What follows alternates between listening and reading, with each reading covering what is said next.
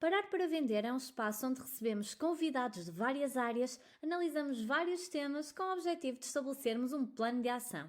Se por um lado temos vendedores que defendem a típica expressão mais vale feito que perfeito, por outro lado há profissionais que recolhem e analisam bastantes dados antes de tomarem uma decisão. Proponho que reserve 1 hora para pensar sobre a nossa atividade, métodos de prospecção, identificação de necessidades, fecho, acompanhamento de clientes e estabelecimento de parcerias. Contamos convosco.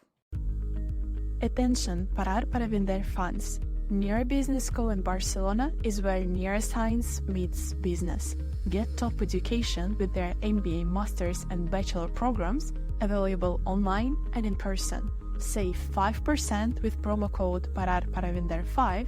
Visit their website and level up your business expertise.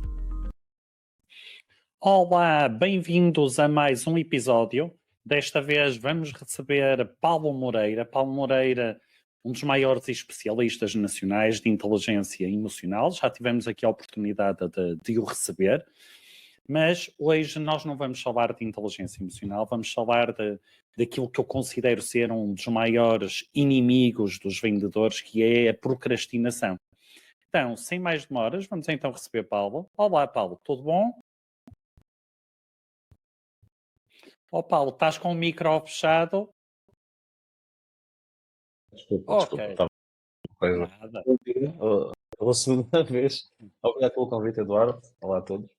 Nada. Paulo, eu é que, pronto, quando eu via que lançaste um novo livro, Vencer a Procrastinação, 36 estratégias cientificamente comprovadas, e deixa-me-te dizer que, como estamos em férias escolares, eu hoje estava de manhã a trabalhar aqui com o meu filho e ele disse-me assim mesmo: pai, olha que são cientificamente comprovadas. E é sobre isso então que nós vamos falar e é exatamente sobre esse ponto que nós vamos então debater.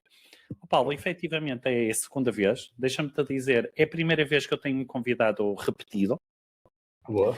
Mas eu achei que o tema era tão importante que eu acho que às vezes não faz tanto sentido estarmos presos a esta coisa.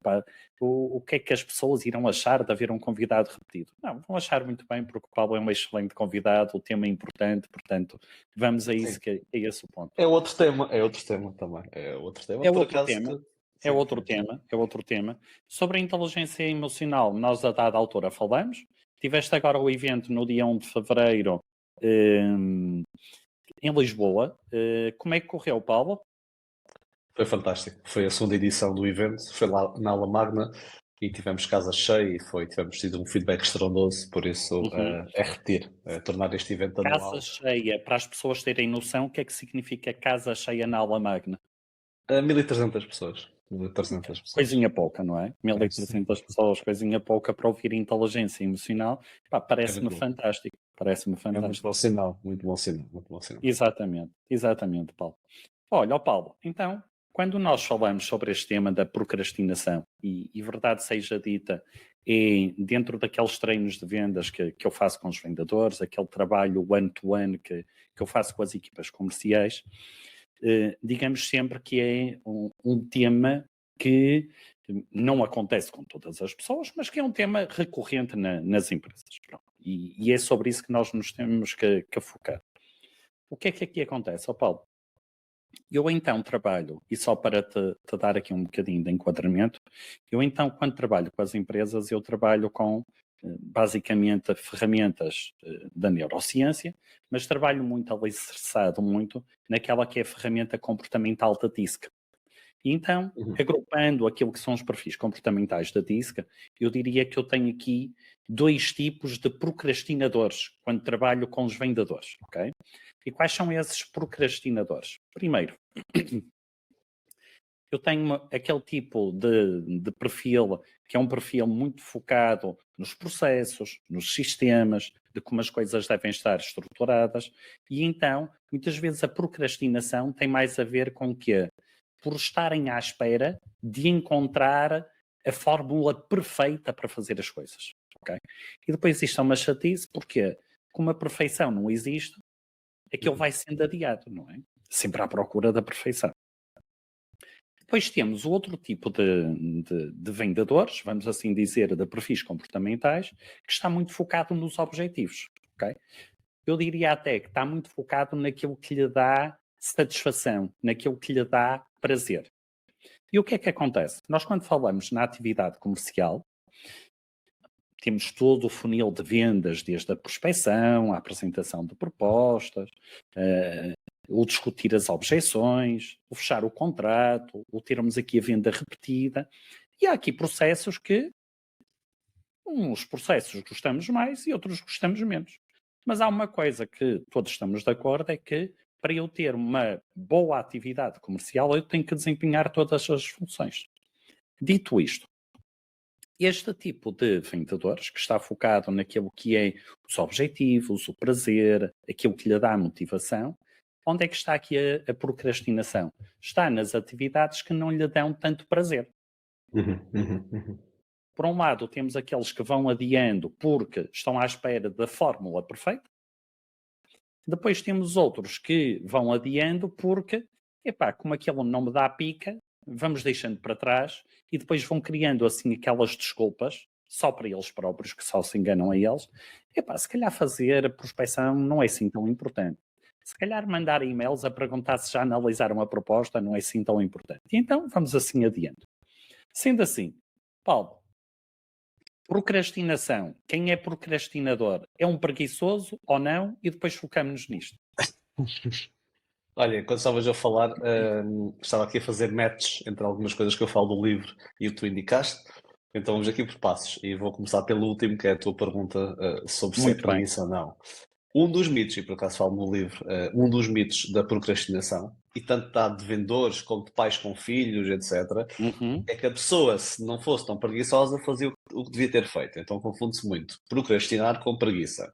Não são a mesma coisa, são dois conceitos diferentes. Agora, claro que nós podemos procrastinar devido à preguiça, mas isso, além de ser apenas um fator, é um fator que muitas vezes não é o principal. Isso é que é importante. Mais vezes procrastinamos não por preguiça do que por preguiça. E ao mesmo tempo, podemos sentir preguiça e não procrastinar. Ou seja, e já agora para definir, preguiça é a ausência de energia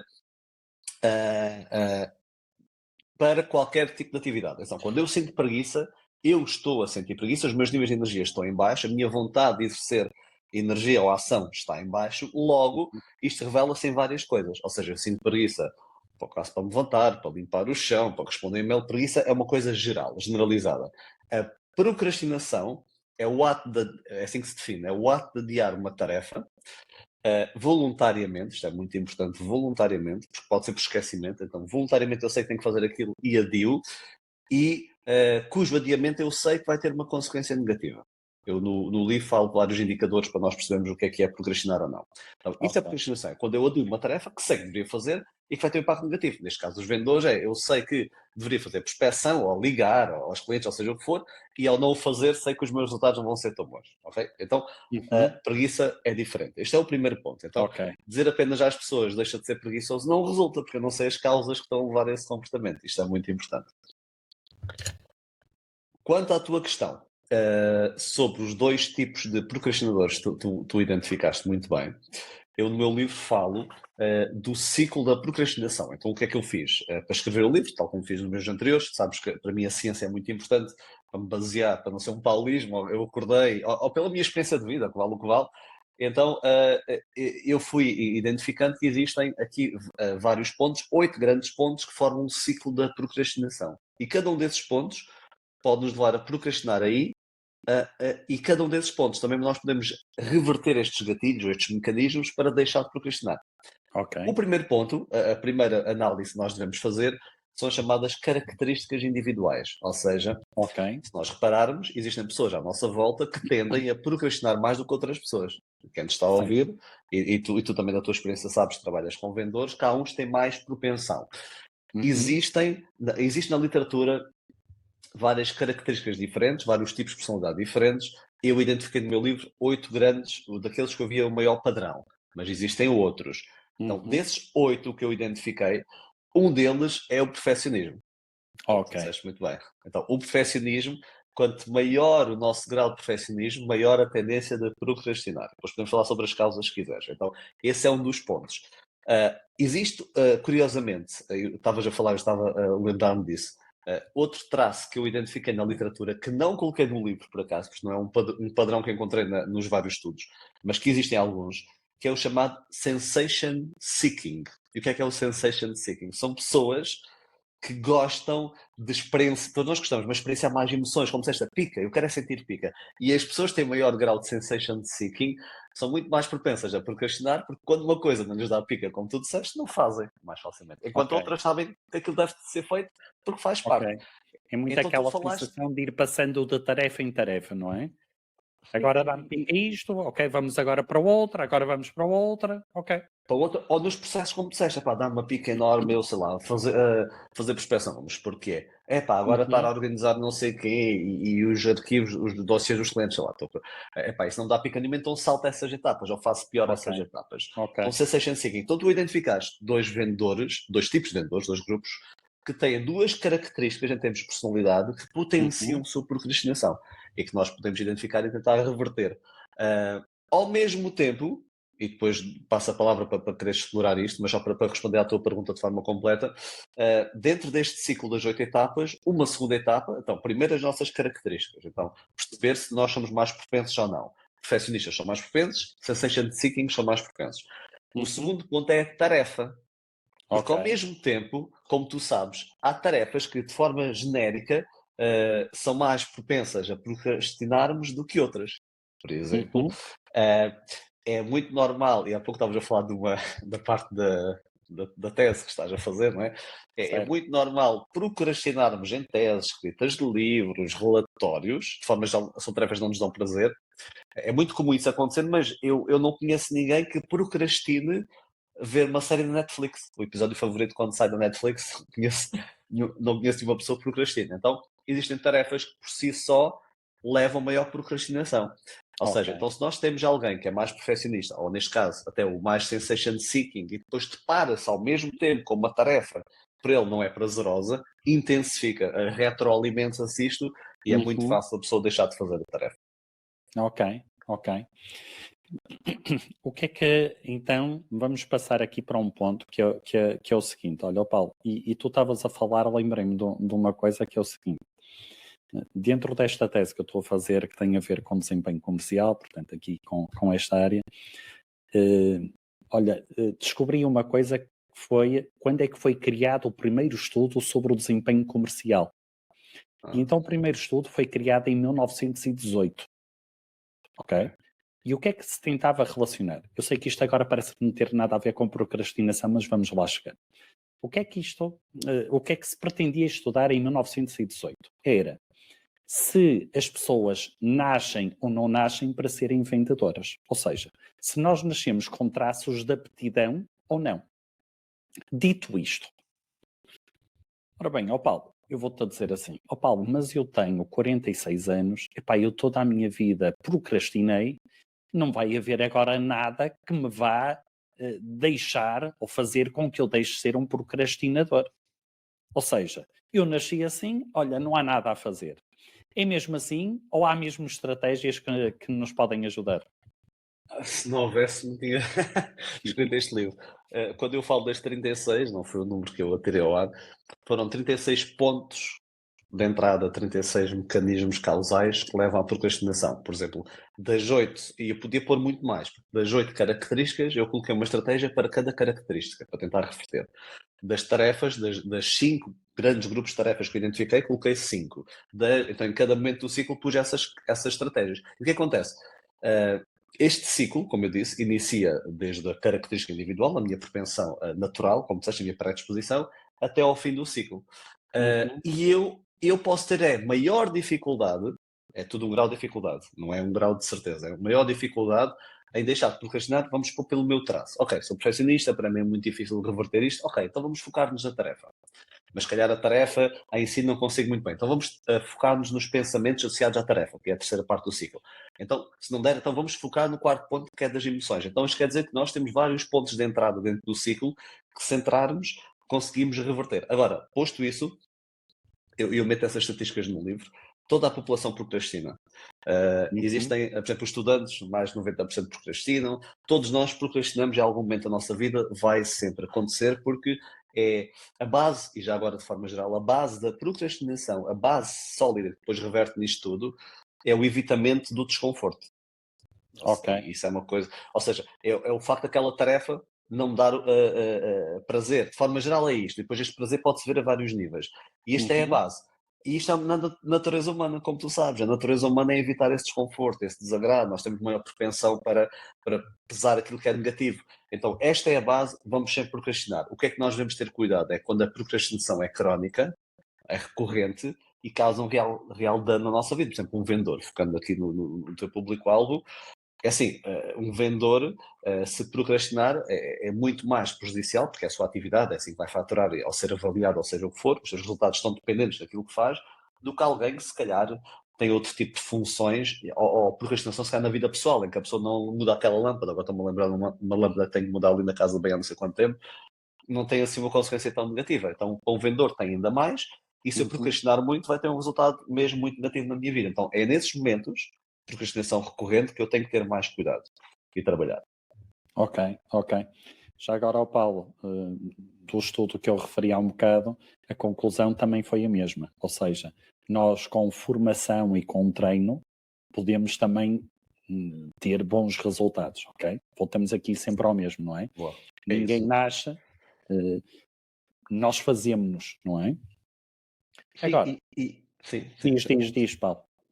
Não, ia só dizer, acrescentar o que tu disseste rapidamente, e mesmo nos estudos, quando se tenta perceber se é genética ou se é o meio, não é? Como tu sabes, que é o grande debate, também dentro desse grande debate existe o debate de, quando nós dizemos que a pessoa nasce com essa propensão, é realmente quase um traço genético hereditário, ou será que é aprendizagens precoces na vida, em que o pai ou a mãe, ou os cuidadores o que modelou, o que observou, o que viu, e que desde cedo começou a trabalhar esses traços. É que se for assim também é um processo de aprendizagem. Então mesmo a esse ponto, por vezes não se consegue tirar bem o que é realmente hereditário e o aprender de forma precoce. Ou seja, quando nós falamos em tem predisposição, sempre foi assim porquê? Nasceu já assim, veio, enquanto feto já tinha essa propensão, ou foi uma aprendizagem precoce? E é quase sempre uma aprendizagem, então nós podemos aprender como disseste muito bem. Ok, mas em termos de comportamento, se eu tiver a dizer uma grande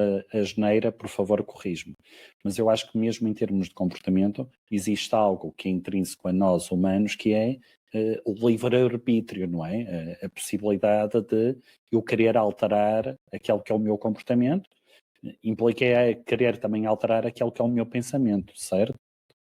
Sim. E a partir do momento, deste um ponto interessante, a partir do momento que tu acreditas que não vale a pena, que és mesmo assim, exerces menos esforço em tentar alterar, cada vez que existe um desafio, uma dificuldade, porque a alteração comportamental, como sabes, não é fácil, então cada vez que há um desafio, se tu pensares isto é difícil para mim, logo não vale a pena, ou eu já sabia que não consigo, vais tornar isto uma profecia autorrealizável. Então, o princípio é como disseste muito bem, eu acreditar que consigo realmente alterar e na prática vamos conseguir alterar. Olha, dentro daqueles 2 traços que eu há pouco identifiquei, diz uma coisa, Paulo. Uma estratégia que, por exemplo, alguém que procura sempre o perfeccionismo, ok? E que vai procrastinando por aí, diz-me uma técnica. As outras, eu depois convido o público a comprar o teu livro, ok? Eu já o comprei. Portanto, aquilo que eu no fundo quero te dizer, para quem faz este exercício, vamos assim dizer, do perfeccionismo, que a técnica é que tu aconselhas, por exemplo, às pessoas começarem de uma forma ativa a trabalhar? Olha, para já, nós podemos desconstruir o que é ser perfeccionista, porque tu desconstruís e disseste muito bem, o perfeito não existe. Então, e muitas vezes o perfeccionismo é uma máscara para proteger a autoimagem, ou o medo de errar. Porque se reparares, se perguntares a uma pessoa, mas porquê é que és perfeccionista? E a pessoa diz, então porque é fazer as coisas bem. E qual é o problema, ou como é que te sentes se a coisa não ficar tão bem como tu gostarias? E depois se calhar não tenho valor, ou se calhar não sou bom o suficiente, ou se calhar o que é que as pessoas vão pensar sobre mim? É muito a nossa autoimagem. Então podíamos trabalhar por aí, mas eu vou dar um passo atrás e vou trabalhar nesta concepção. Há investigação que mostra e que compara perfeccionistas com excelência. Isto é muito importante, Ok. é um conceito diferente. Perfeccionismo é diferente de excelência. Quem nos estiver a ouvir e for perfeccionista, o perfeccionista avalia-se pelo desempenho que teve, pelo produto final. E além disso, além de avaliar pelo desempenho que teve, pelo produto final, coloca a sua autoimagem, o seu cunho pessoal nesse projeto, nesse desempenho. Então não é só aquilo que eu fiz, é quem eu sou. E fica Ok. naquele produto. E uma forma, e o que eu falo no livro é reavaliar estes padrões perfeccionistas e entrar no modo de excelência. E porquê que eu digo isto? Há muito aquela frase, se calhar já ouviste, até já verbalizaste, eu já verbalizei algumas vezes, que feito é melhor que perfeito. Não é? É o lema da minha vida. Pronto, é isso mesmo. Eu também gosto muito. Mas tu falares, e eu conheço alguns perfeccionistas, eu tenho um pouco um traço, mas não sou um puro perfeccionista. E quando falas com puros perfeccionistas e dizes esta frase, muitas vezes o que as pessoas dizem é feito é melhor que perfeito. Se é para fazer as coisas às 3 pancadas, assim não vale a pena, as coisas têm que ser É bem feitas. também o que eu ouço. É isso. Então parece que, ao mesmo tempo, quando se diz feito, não é não pensado, não é um feito irrefletido, mas mesmo assim fica muito distante da imagem de quem as pessoas são. É muito difícil tu voltares ao outro lado. De repente pegas um perfeccionista e dizes, olha, mais vale fazeres qualquer coisa. Não. Então, para tu ajustares ao nível de perfeccionismo, fala sobre a excelência. Então é assim, ok, então não é feito não é melhor do perfeito, vamos pegar no teu nível de perfeccionismo, mas vamos ajustar para a excelência. O que é a excelência? A excelência é nós definirmos um padrão de desempenho que Uhum. não seja irrealista. Ou seja, junto Ok. ao perfeccionista a dizer, ok, para ti, o que é que tu consideras que tem que ser um produto final que seja realmente considerável? E a pessoa tem que definir. Porquê? Porque o perfeccionista vai atualizando os seus padrões sempre ao nível irrealista. Exatamente. Então, a priori, definir esse padrão. E depois, este padrão é execuível, é realista, é ajustado. E depois o que a pessoa, e mudar o paradigma de não focar no desempenho, mas focar no progresso e na melhoria, como sabes muito bem. Então é falar com as pessoas e redefinir estes padrões perfeccionistas, definir uma baliza, a partir deste momento eu executo aquilo que tenho que executar e Uhum. monitorizar o meu desempenho. E quando eu me foco no desempenho e não no produto, e quando eu defino padrões elevados à mesma, mas realistas, em vez de irrealistas, o perfeccionista, e eu tenho testado isso, costuma avançar mais. Ok, eu defini-me com esta parte, eu comprometi-me com este fator avaliativo ou Uhum. com este desempenho e vou avaliando o meu progresso. E assim nós conseguimos evoluir muito mais. É uma das formas de nós tentarmos reverter isso. Logicamente há estratégias que funcionam melhor para algumas pessoas do que para outras.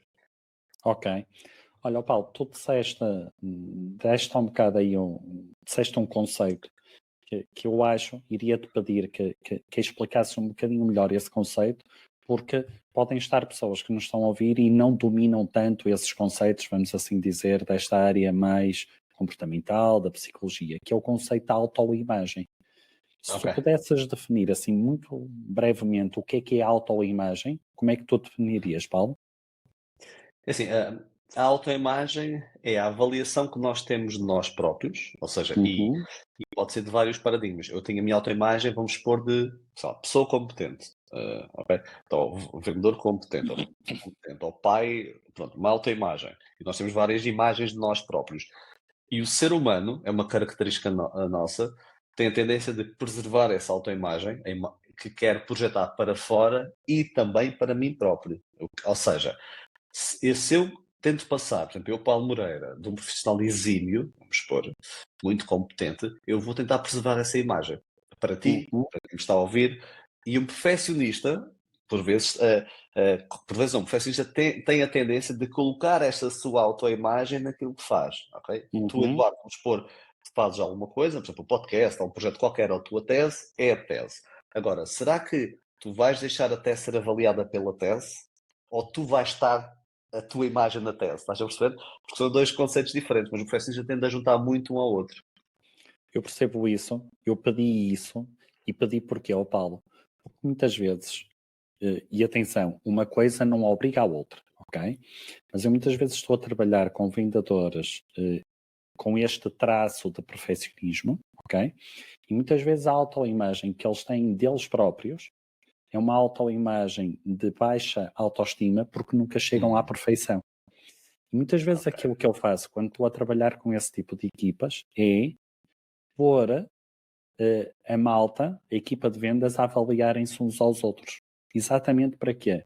Para muitas vezes aquela que é a autoimagem não é muitas vezes aquilo que é a realidade da pessoa, ok?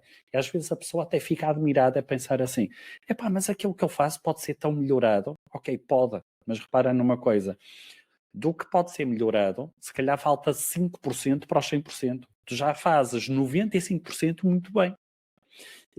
E eu falo, e eu quis que tu explicasse exatamente isto, por causa exatamente, e às vezes, ok, às vezes temos é o oposto, não é? Malta que faz assim umas coisas às 3 pancadas e diz que está perfeito, pronto. Mas aí já É outro extremo. aí já é outro desafio, não é? É Mas outro desafio. eu pedi-te exatamente isto, porque muitas vezes eu encontro este tipo de traços que te estava a comentar. Olha, ó Paulo, o que é que eu reparei que de repente achei interessante? Temos aqui nos comentários a Paula Barros e a Sónia, que estão em Portugal a ver-nos. A Cidália Neganha está em Moçambique.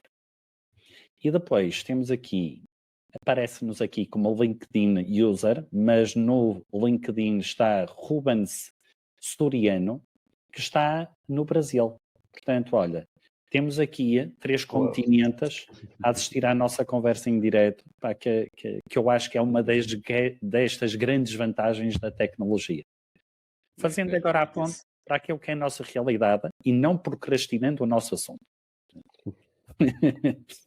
Vamos agora ver o que é. Ó Paulo, então, uma técnica que nós poderemos então usar dentro daquela malta que está muito focada naquela que é aquilo que lhes dá pica, prazer, motivação. Ou seja, como é que estas pessoas podem fazer para evitar ou diminuir esta procrastinação sobre atividades que não lhes dá tanto prazer? Ok, boa pergunta. Quando nós definimos que não dá tanto prazer, há vários desprazeres que nós podemos classificar. Por exemplo, falando em baixo prazer, eu vou assumir 2 tipos grandes, que são as tarefas desagradáveis por si só, que não gostamos mesmo de fazer. Sei lá, arrumar a casa, ou, neste caso um vendedor, Ok. uma coisa que eu não gosto mesmo. Vamos pôr no ramo imobiliário, há muito bater a porta a porta. Epá, não gosto de nada, aquilo é tão chato e depois as pessoas respondem mal. É uma desagradável por natureza. E há outras que são apenas aborrecidas ou desinteressantes. Que é o tal escrever um Ok. relatório, etc. E aí temos estratégias diferentes. Então, eu vou falar o que coloquei num livro para cada uma destas. E mais uma vez escolhi uma com base naquelas que havia que davam mais resultados, mas já há mais que nós podemos utilizar. Tarefas desagradáveis. Uma das formas de nós melhorarmos as tarefas desagradáveis é torná-las agradáveis. É quase sempre reverter este processo. E como é que podemos fazer? Existe um conceito, provavelmente já ouviste falar, que é o temptation building. E o temptation building é, em cima de algo não prazeroso, colocar algo prazeroso. E depois o desafio é sempre como é que nós vamos fazer isso. Então nós temos que primeiro identificar a tarefa em si que nós estamos a pensar que nos é desagradável, é muito importante. Que tarefa é que é desagradável? Quando digo desagradável é que não gosto mesmo. Vamos supor, bater porta a porta, ou levando para a vida pessoal, fazer exercício físico, etc. Ok, então identifica. E segundo, que prazer é que nós podemos agregar a essa tarefa, e o grande truque é permitir que esse prazer seja feito em simultâneo com o desprazer. Ok. Exemplo prático que é muito comum. Pessoas que estão a passar a ferro, que odeiam passar a ferro, não gostam nada, etc. Podemos, se calhar, ouvir um podcast. Não é? Ou quando estamos, por exemplo, no ginásio, estamos a caminhar, etc., uma música que nós gostamos. Então, o que nós podemos fazer, então, e quem é mais sensation seeking, isto aumenta ainda mais, é ainda mais experienciado de forma mais elevada. O que é que eu posso fazer para tornar esta tarefa prazerosa? Então, e é o desafio que fica, depois depende do tipo de tarefa, nós podemos pensar em vários desafios. Mas é sempre colocar uma coisa à outra. E às vezes até podemos pensar assim, quase uma forma de recompensa. O temptation building pode ser recompensa que é, imagina, eu só vou fazer isto, ou só vou obter isto, caso conclua esta tarefa. Ok. O tal exemplo de, só depois de ter, vamos supor, batido a 20 portas, é que eu vou isto. Ok? Então, esta é uma técnica. A técnica para que eu coloquei para aquelas tarefas que são mais aborrecidas, desinteressantes, é o chamado desafio pessoal. E eu utilizei várias estratégias para escrever o meu livro, porque eu estava a escrever um livro sobre procrastinação e procrastinar a escrita do livro. seria um pouco paradoxal e irónico. E eu tinha uma data de entrega, que era agosto do ano passado, o livro foi lançado agora em janeiro, tinha que entrar até agosto, e cumpri o prazo perfeitamente, e eu tinha para escrever 360.000 caracteres. 360.000 caracteres, acho que sim. Ok. Salvo erro. E isto parece uma coisa dantesca ao início. E como sabes, com o tese isso parece dantesco. E havia partes. A parte dantesca é outro tipo de tarefa, que é as tarefas complexas, mas não vamos para lá. Mas havia partes que me aborrecia, que eu ia fazer coisas que eram um pouco secantes para mim. E eu coloquei os desafios pessoais. Como é que eu coloquei desafios pessoais? Eu fazia o seguinte, eu definia 1 hora por dia de escrita do livro. E Uhum. nessa hora por dia, eu tinha um desafio de escrever 5.000 caracteres. Ou 1 hora, ou 5.000 caracteres. E depois eu criava Ok. desafios meus em que, vamos supor que eu escrevia 5.000 ou 5.500. E depois dizia, no dia seguinte eu vou tentar escrever mais do que os 5.000 caracteres. Então eu criava micro desafios para mim próprio, para me entusiasmar em coisas que não eram tão prazerosas. Então aqui o grande Ok. objetivo é, como é que eu identifico uma tarefa que não seja prazerosa, exemplo, fazer relatórios, como é que eu consigo criar um desafio pessoal interessante aqui? Em termos de rapidez, em termos do quê? Como é que eu consigo fazer? Isto é sempre o desafio que eu coloco às pessoas e depois cada um de nós desenha à sua maneira. Para mim foi esta parte de fazer mais números de caracteres naquela hora que eu tinha. Ok, ok. É uma boa prática. Olha, eu por acaso tenho que confessar, eu sou um bocadinho, se eu não racionalizar, eu sou um bocadinho, deixo-me levar por aquilo que me motiva mais. Uhum. Então o que é que acontece? Eu faço um exercício que é um exercício, lá está, aquilo que me motiva é o prazer. Então aquilo que eu faço é, se eu fizer esta tarefa que não gosto, o que é que eu vou ganhar? Que prazer é que isto me vai dar a ganhar no futuro? Então, muitas vezes eu faço este exercício, sei lá, uma coisa relativamente simples, que é, eu sei que para trabalhar me faz bem andar de bicicleta 15 minutos. Mas em dias como hoje, a vontade de pegar na bicicleta é pouca. Pois. Mas eu então, epá, eu já sei que quando chegar a casa eu vou ter mais ideias para produzir, vou trabalhar de uma forma mais fluida. Então pensa assim, entre estar meia hora a fazer scroll down no LinkedIn ou 15 minutos a andar de bicicleta, mais 15 minutos para tomar banho e vestir-me, isto vai ser muito mais produtivo. Sim, Então concordo. E tento estavas colocar aqui uma balança, mas repara, isto não é uma técnica cientificamente comprovada, é uma técnica com a experiência comprovada. Com a experiência não, não. Sim, até, sabes, uma das estratégias que eu falo no livro é a estratégia de atribuição de significado, que é o que tu estás a fazer. ok. Eh, e eu até associei essa estratégia, e mais uma vez podia associar à tarefa anterior, da desinteressante, mas eu atribuí ao conjunto de tarefas que nós consideramos sem significado, ou com recompensas, ou sem recompensas a curto prazo. Hum. Aquelas, por exemplo, exercício físico, em princípio, a curto prazo não tens uma recompensa de, sabe, se for para melhorar o teu corpo, vai demorar. Alimentação, até veja algum efeito no teu corpo visível, vai demorar. Aqueles relatórios, para que é que eu quero fazer isto? Isto serve para quem? Isso serve para quem? Os miúdos, quando estudam matemática, eu vou estudar matemática para quem? Estás a ver? Isto não serve para nada. Então, quando é que eu vou utilizar a coisa da hipotenusa, não sei o quê? Muito essas piadas. Isto são chamadas tarefas sem significado para a pessoa. E uma das Ok. formas de nós revertermos isso é o que tu fizeste muito bem, que é atribuir um significado. E pode ser acima de mim, ou pode ser um significado, como disseste, tangível de não, isto vai-me fazer isto, vai-me fazer concentrar mais, vai-me fazer sentir melhor, vai-me fazer. Uhum, Então tu uhum. utilizaste uma estratégia boa e que eu também falo Ok. no livro. Olha, temos aqui a Cidália, que diz, costumo deixar as mais complicadas para logo cedo quando estou com energia. Ó Paulo, isto não é aquela técnica do Eat Your Frog? Isso, eu também meto no livro essa, é isso mesmo. Boa. Eat Your Frog. E eu fiz também isso com o livro, é um bom exemplo. Ou seja, por vezes nós o que é que fazemos? Como é muito grande ou muito pouco prazerosa e vai-nos roubar muito tempo, nós pensamos, epá, agora começar isto de manhã, não, vou deixando, vou deixando. O que acontece? Se eu for deixando, mais no fim do dia tenho menos energia para fazer essa tarefa e ao mesmo tempo vai-me assombrar mais durante o dia. Então é comer logo o sapo. E eu fazia isso com o meu livro, que era, não é porque não gostasse, mas era a coisa dantesca que eu tinha naquele período. Então quando eu acordava, às 6 da manhã que eu fazia isso, é o meu deep work, das 6 às 7 da manhã, escrevia isso. E depois costumava não, que eu fazia ir ao ginásio, 1 horinha e tal, depois chegava, tomava um duche, levava o meu filho para a escola e começava o dia já com a tarefa dantesca feita, ginásio feito, vamos começar o dia. E isso é uma coisa muito boa mesmo. Fazer logo isso, tirar logo do nosso dia e depois podemos fazer outras Ok, coisas. comer logo o sapo de uma vez, não é? Logo. Não gosto muito de imagina comer um sapo, mas sim. E nós aqui, vendedores, Paulo, digamos que temos muita experiência disso, porque ao lidar com alguns clientes somos obrigados a engolir sapos. Portanto, o Eat Your Frog é algo que já estamos habituados, diria eu. Sim. Mas ou Sendo seja, assim, isso tudo nós estamos a falar, são pequenas coisas, não é rocket science, mas são coisas claro, práticas. Tu deste um exemplo que serve, que eu coloquei no livro, serve a ti e serve a muitas pessoas. Agora a participante que nos está a ouvir deu um exemplo que serve a ela, serve-te a ti, serviu a mim. Então são coisas dessas que nós podemos utilizar para procrastinar menos. muito bem. E a Cidália diz outra coisa, é importante também pedir ajuda. Com uma conversa, uma luz surge, não é? Este é o poder da interdependência, digo eu. Mas, Paulo, o que é que tu achas disto?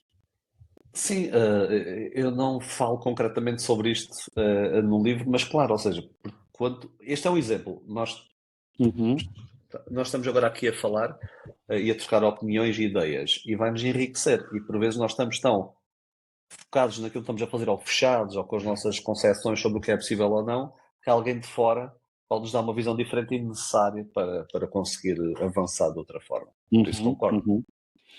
Eu até diria que esta é claramente o poder, não é? O poder de nós convivermos com os outros.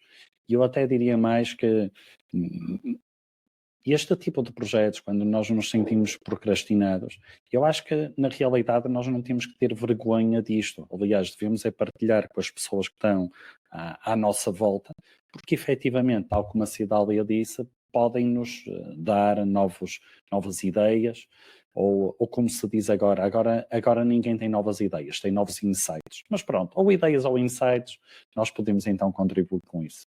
Já agora, quero fazer aqui uma nota de reparo, porque há um bocado eu disse que estava do Brasil, não está. Trabalha para o Brasil, mas reside no Porto. Ok, está feita a correção. Boa, ótimo.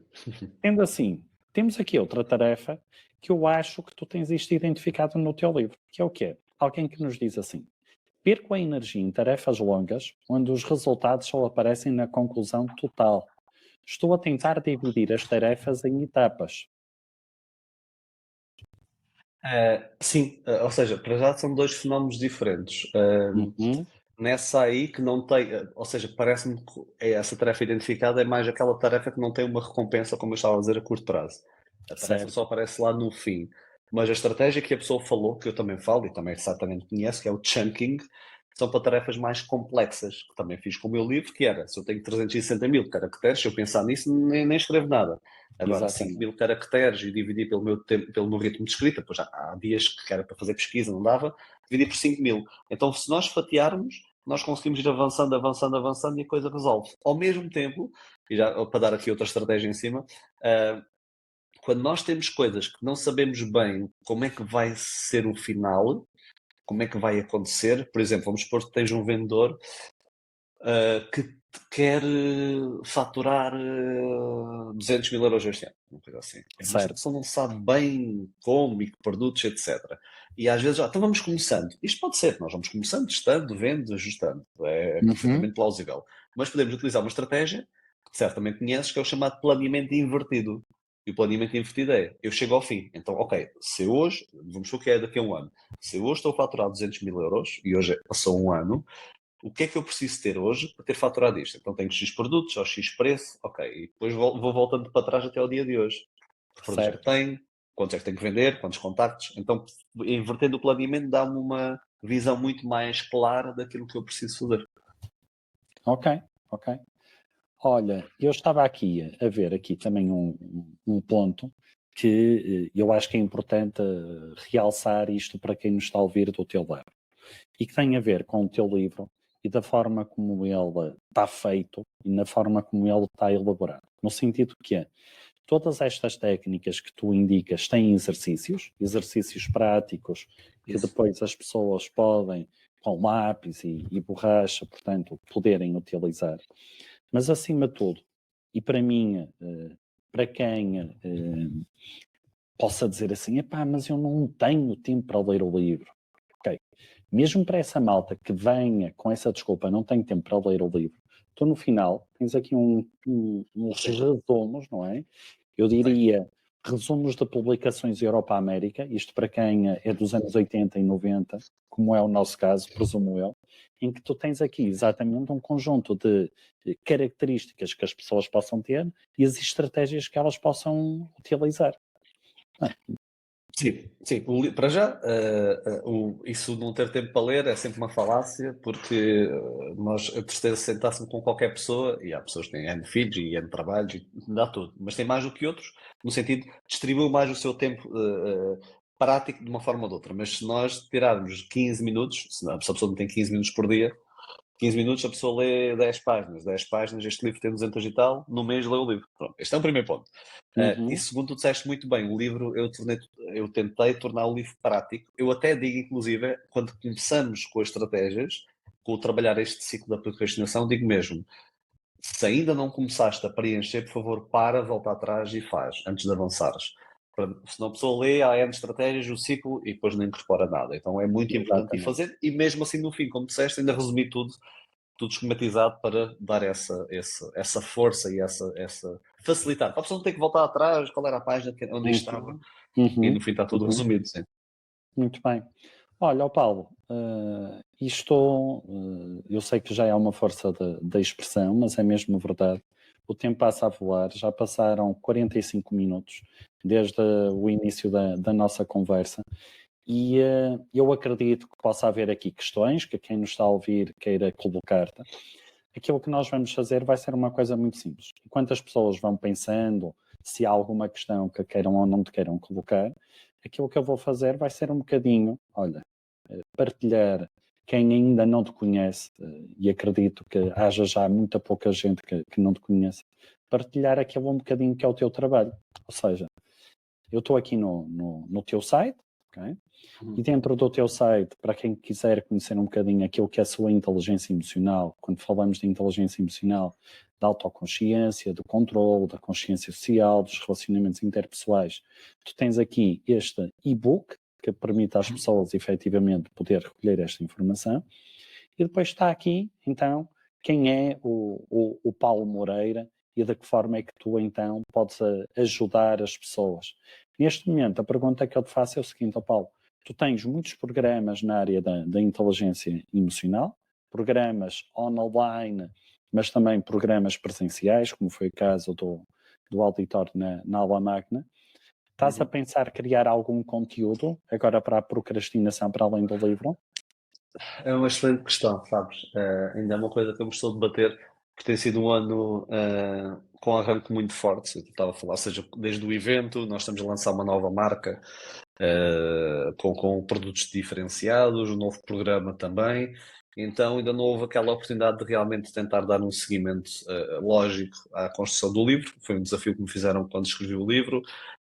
Foi, como tinha dito, entreguei em agosto, foi lançado em janeiro, tive com algumas apresentações, ainda tenho algumas entrevistas marcadas nos próximos meses e está a ser tudo rompante ainda. Depois, quando começar a resfriar, vou ver se realmente faço um workshop sobre esta temática, okay? Uma coisa assim mais prática, que isto requer uma coisa prática e de acompanhamento, ou seja, em que na minha cabeça nós iríamos com as nossas tarefas que procrastinamos e depois trabalhávamos como estamos a fazer, mas sobre este ciclo, porque acho que é melhor do que uma coisa mais positiva, em que apresenta o ciclo todo, toda a estratégia e depois a pessoa sai de lá. E não. Então não sei ainda, mas talvez faça alguma coisa.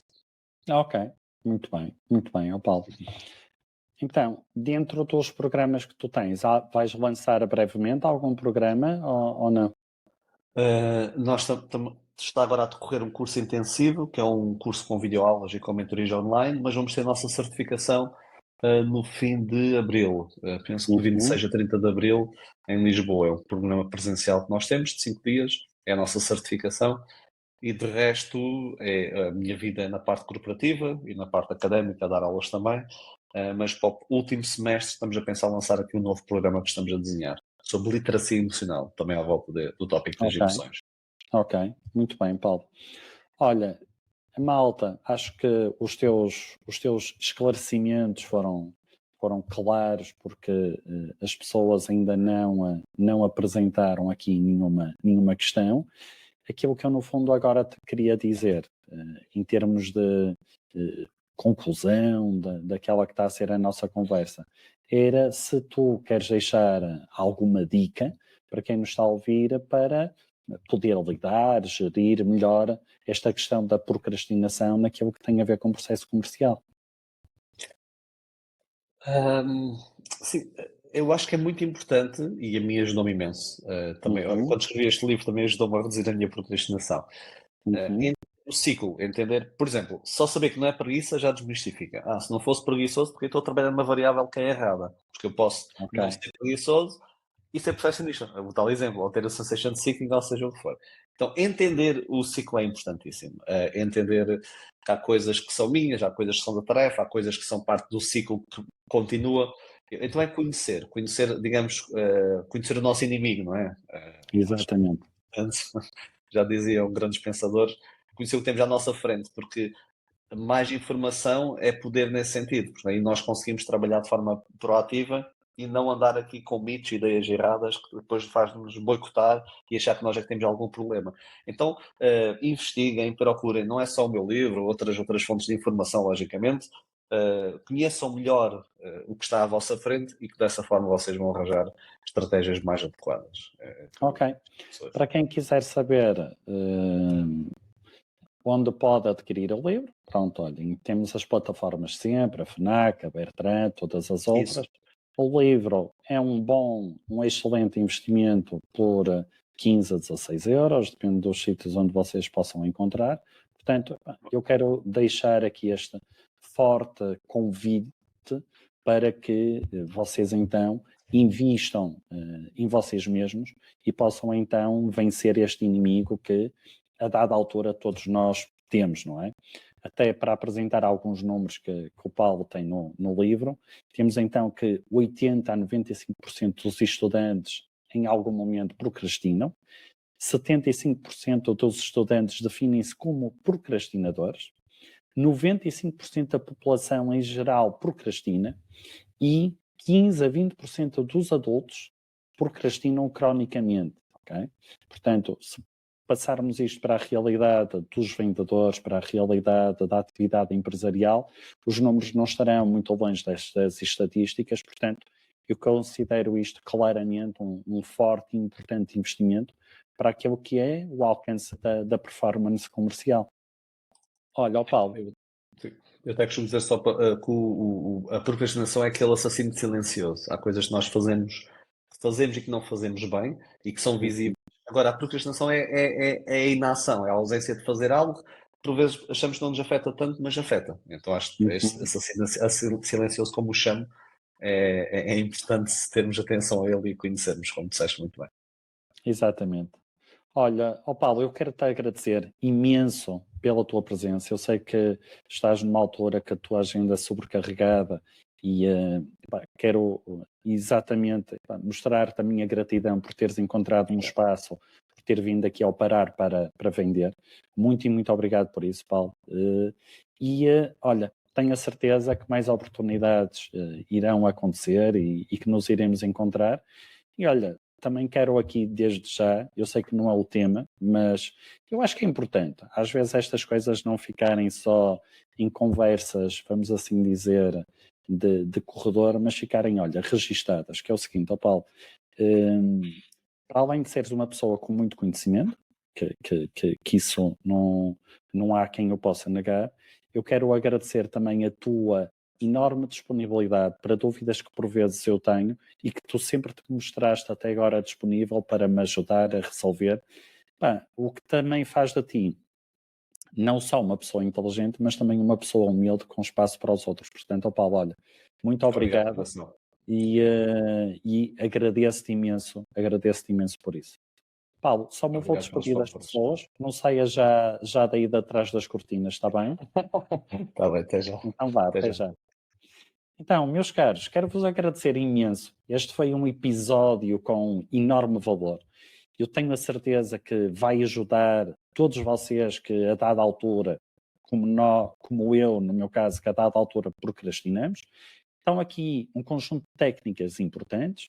Aqui com o Paulo tivemos a oportunidade de falar de 5 ou 6 técnicas, mas pronto, ainda tem mais 30 que podem ver no vosso livro, no livro que eu aconselho toda a gente a ir comprar, Vencer a Procrastinação. Muito e muito obrigado e conto convosco para o próximo episódio. Um abraço. Parar para Vender é um espaço onde recebemos convidados de várias áreas, analisamos vários temas com o objetivo de estabelecermos um plano de ação. Se por um lado temos vendedores que defendem a típica expressão mais vale feito que perfeito, por outro lado há profissionais que recolhem e analisam bastantes dados antes de tomarem uma decisão. Proponho que reserve 1 hora para pensar sobre a nossa atividade, métodos de prospecção, identificação de necessidades, fecho, acompanhamento de clientes e estabelecimento de parcerias. Contamos convosco!